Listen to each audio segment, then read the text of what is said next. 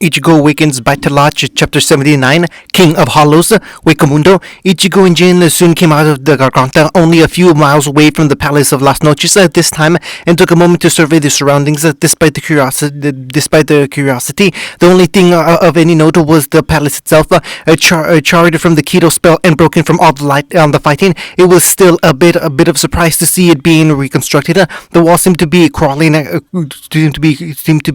as buildings and materials moved along with long tendrils of sand assisting in constructing. Makes sense that they rebuild. Ichigo finally said, and since there doesn't seem like there's much else to do here. There really isn't, Jin admitted. Now glad he had his new job, but they could even take before they could even take their first step. Amount of sand started to rise until it took the full form of Runu Ganga. Jin didn't react, only smiled while Ichigo braced himself to use the ice spell. Hyogen said, Ichigo Kurosaki. Master Ichigo, the giant sand hollow said to the hybrid, word has spread that you have slain Lord Aizen and claimed the throne. Your castle is still being repaired, but the dozens of Las Noches await your return. He held out his hand in front of the Soul Reapers. If you will have me, I'll bring you to the castle. Ichigo was hesitant, having been enemies with the hollows of Wakamundo not too long ago, to take the sand creature up on its offer. Jin climbed onto the hand first before letting the hybrid know of the lack of danger. He wasn't entirely convinced, but it was enough to get on Runu Ganka's hand. But he never once dropped his readiness to use the Ice Keto spell. The Sand Guardian kept his word, and within minutes the Shinigami pair found themselves in front of the gates of Las Noches, a massive blank double door that was as plain as the rest of the outside of the building. The hollow let Ichigo and Jin down before pushing the doors open, revealing an Rancor with a bull skull mask with two lines of human skull Rancor going into the palace. Lord Ichigo, the Rancor said with a bow, I am Rootborn Chilut, the leader of the Exquitas and the guardian of the palace. Your presence is ready. As he said that, the lines of the Rancor faced each other, drew their swords, and made a tunnel for their king. And this will guide you to the inner palace and the throne room, where your spot await. Ichigo looked down at the procession that seemed to go on for miles. Is it a straight line? He asked, an entering a nod of confirmation from both the Rootborn and Jin. Excellent. Ichigo undid the straps on his ankle, grabbing Jin and tested the limits of his speed, reaching destination within seconds. I'm starting to get tired of this king stuff. He grabbed as he readied the straps to contain his power. You only have to deal with it for so much longer, Jin responded, heading for the staircase as they could ascend to the throne room. Come on, Lord Ichigo, your subjects await, he said happily, laughing as Ichigo released an irritated growl. They made their way through the palace halls before finally coming upon the throne room. Jin immediately entered and loudly proclaimed Ichigo's arrival. Rancor of Las Noches, your king has arrived. Ichigo entered the room, seeing the few Rancor he recognized and many others he did not. The main exceptions were the two standing on both sides of his new throne, Okiar standing on the left and Grimjaw sitting on the right. There it is, my throne. The word still felt alien to the hybrid as he entered the room and made his way towards the stone chair. As he went, every Rancor he passed knelt in submission to him. Some seemed more hesitant, but all bowed. Jin stood before the throne before stepping aside, letting Ichigo leap to his seat. He stood before it, brushing his fingers against the arms before sitting down. Wow. This chair is very uncomfortable. The Gota has come to a decision regarding Wakamundo, Jin called out to the Rancor. Your king will now deliver that news, he said before looking to Ichigo and nodding.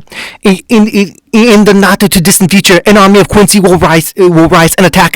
Ichigo announced to the Rancor of the coming blood war. They want to de-establish the balance that allows our worlds to exist, disrupt the flow of souls, and destroy everything. They fear the Hollows because your Ratius talks to them, so we believe they will strike here first. Then they will do everything they can to destroy the Soul King, the linchpin of the balance. And to prepare for this, it was deemed that I conquer Wakamundo and prepare an army of Rancor to counterattack the Quincy. Thus, you are now members of Squad 16, with Jin Ichimaru as your captain and Lord Steward of Las Noches. So when I am not here, he is your leader. He waited a moment to see if anyone had any complaints. Do not be afraid to speak up. Let your voice and concerns be heard. Were those three Quincy in the military uniform part of this new army? Is this they asked, actually having met the Spiritus? They are, but they are also on the edge of betraying their side. Ichigo responded. Many of the Quincy are under the delusion that there will be anything for them after the fight is done. They are mistaken, but many are religiously devoted to their leader. Many of the Rancor groaned, and Ichigo swore he heard someone say, "Great, an army of Somari." What is the current plan of action, Your Majesty? The one known as Halibel asked. Many looked at him for guidance. Jin nodded before revealing the jar. You are to train yourself to become stronger, Ichigo declared, standing from his throne. Strengthen yourselves, strengthen your allies, gather more of our ranks. As of now, you will no longer consume other hollows, so you will refine your abilities, bring others to our side, and I will reward those who succeed with more power. Jin tossed him the jar, which Ichigo caught and brought out a single pill. This will strengthen any Rancor that consumes it. He threw it to Dordoni, who caught it. Show them. Swallow. The former Pillarone did so, and everyone felt the slight increase in power coming from Darkar. Follow me, and I promise a new era for all, Ichigo said before displaying the weight of his Reiatsu and his power to them, and I will protect it. With the Spiritus, the three senators returned to their base of operations safely, not happy with how their mission turned out or with the result of their success. After Ichigo departed from Wakamundo to finish the fight with Aizen, Basby and the others stated that they had to report to Yuopa and pray that the Emperor would be benevolent. They decided to retrieve the zero guard Hayori that Ichigo had and discarded during his fight with Black, tracing the energy to inside a field of Syrian black sand. Yoba was pleased that they returned with something useful. But there was little comfort knowing that they lost over 200 Quincy in His Majesty's attempt to kill Ichigo. How successful do you think they will be? Candice asked her companions. The loss of soldiers in the Randarak was recently being countered by a new recruiting process. Other senators were being sent out into the world to gather would-be Quincy to join them. Any that were too weak would still fuel your box regeneration, and as is not and so Max approved. Anyone is fair game to join. Who wouldn't want to be one with His Majesty? Basby said, sounding as sincere as he could, out of fear that Yupa was watching them for their reward. Yupa empowered them further, shared more of his soul, and had them drink more of his blood. With not only His Majesty but the whole of the senators watching, they had to comply. Our ranks will swell. Bambita returned to trying to match Basby's tone. My question is, what did His Majesty mean by Ichigo and Uryu are no longer my children? It sounds like they severed their bond to him completely, or are too dangerous to try and return to us. Candice finished.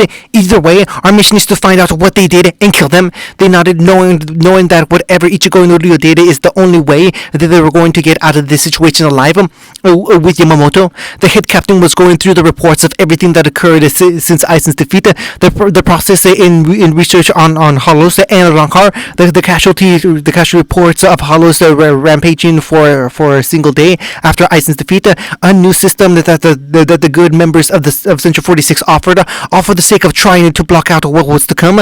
Being told of his return, seeing the evidence, and none of it really prepared him to encounter what he considered the darkest time of his long life. He turned his gaze to the constant reminder he had of his shameful past, a hanging picture of himself in the fires of his Bonkai. The thing was a monster that Peter when Soul Society was already a mess. The words he spoke to young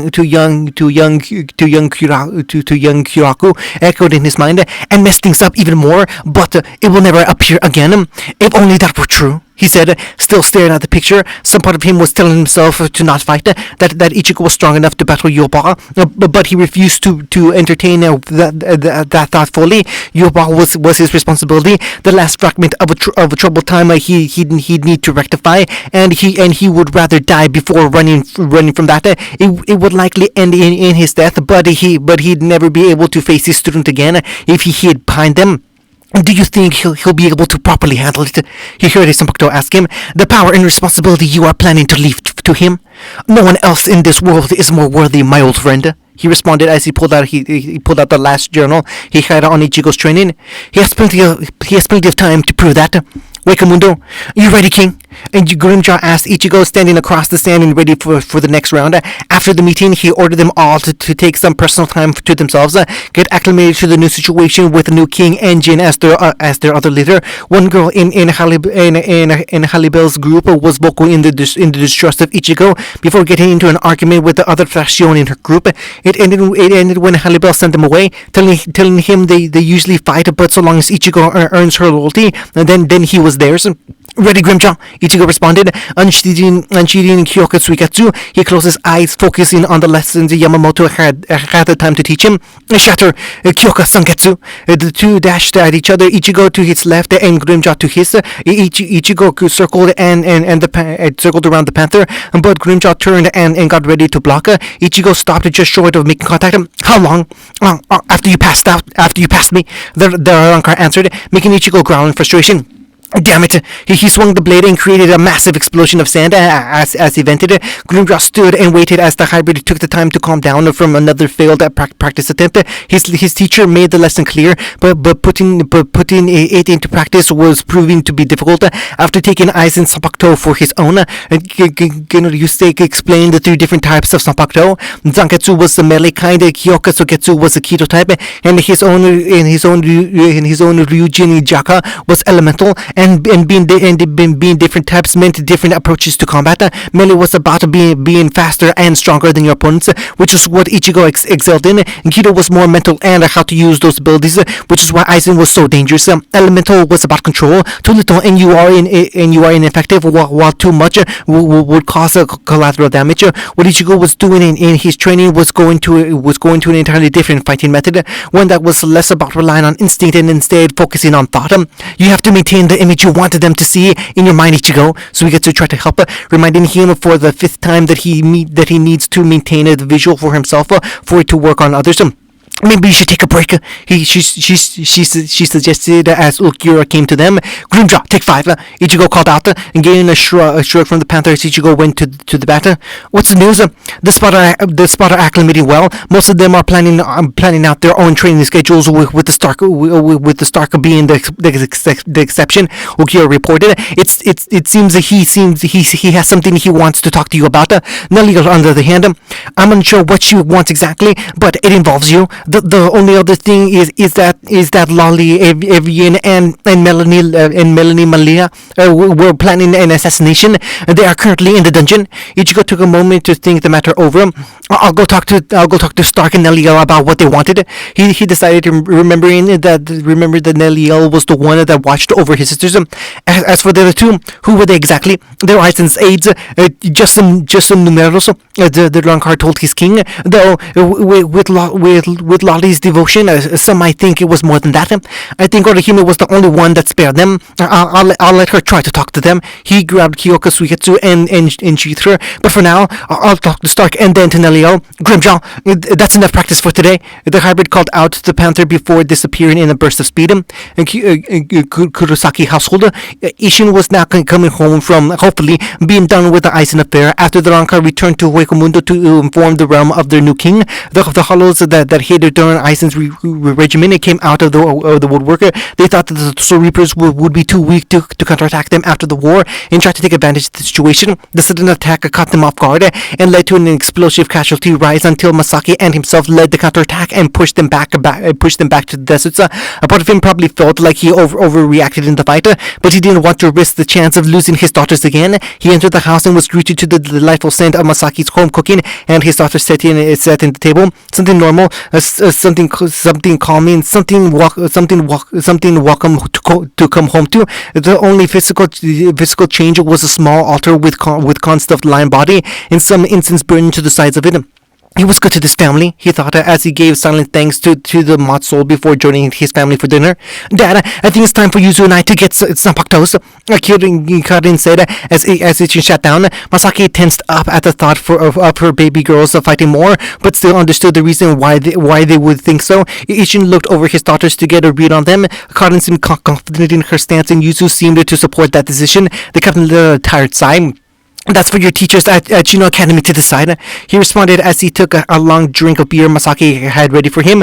But if you really want to prove yourself, I can get you permission to join the next field exercise on the outskirts of Karakura. What happens there will be up to you and your teachers. He finished, not wanting to abuse his authority as a captain or a noble and make it seem like Napoleon was why his daughter succeeded. A dark figure stared at the lone image before him, the image of a dark god of death, crushing a would-be king deity and robbing him of his soul. The scene shifted to two girls wearing white and waiting patiently for their savior. The figure smiled as he began to plan. Soon. Illustrated Guide to Soul Reapers, the new government. Okay, here's what I'm thinking. A judge of the former C-46 said as he and his fellow met with Yamamoto, each district will elect a council of 5 to discuss to discuss the happenings in that district. Each district can also elect one to two other representatives for Rukon representative house. Each Rukon can have one official to meet with the great noble house leaders to discuss the affairs of society.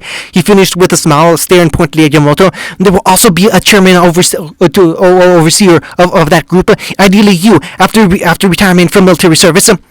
I wonder if I can fake my death, the ancient dragon thought, knowing how much of a struggle this was going to be to practically work. More practice. You sitting on your throne? Stark yawned out as he and the other spotted helped Ichigo with his image training with Kyoka Suigetsu. Ichigo would think of the image and they would tell him when they saw it, and Jin would offer ideas. It still looks pretty rough. Now you and Bankai, the wings are a bit off though. Uchiura said next. Then the other men in the Rancor gained a huge blush. Halibel, can you really bend like that? He asked the female Rancor before hearing a loud smack, and Jin went flying. He's not allowed near me during practice anymore, Ichigo said, secretly poking the picture of Halibel doing yoga that Jin showed him. End of chapter 79.